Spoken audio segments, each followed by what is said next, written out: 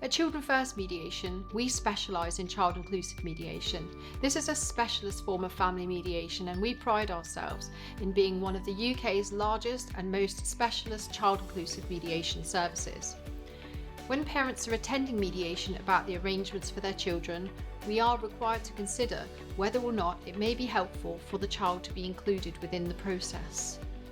This is a specialist process and is an opportunity for children and young people over the age of 10, although we do work sometimes with younger children, the opportunity to have their voice heard in the decisions that are being made about them.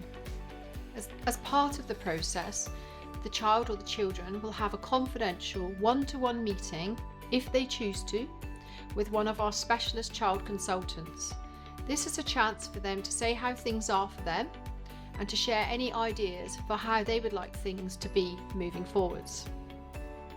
This can be especially helpful, for example, when parents are discussing the arrangements for the time that children spend with each of them, and when they are in disagreements around secondary education, travelling overseas, and the potential for relocation.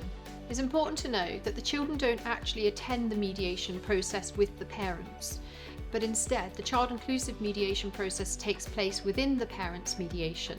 So firstly, when the parents have their first joint session, the mediator will work with the parents to really look at the child's best interests and to consider the child's needs.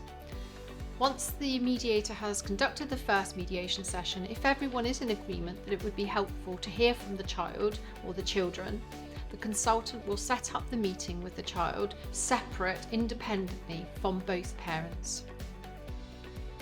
When the consultant meets with the child or the children, the parents have to understand and recognise that the meeting is confidential and that the child gets to choose what they feed back.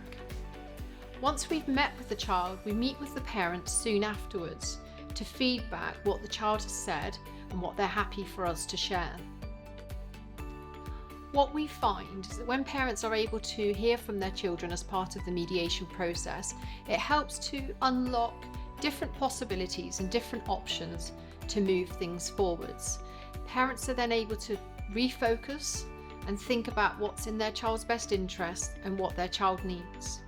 It's really important that the children know that they're not the decision makers, because children can often feel caught in the conflict between both parents and can often be aligned with one parent or the other, or feel that they need to keep both happy.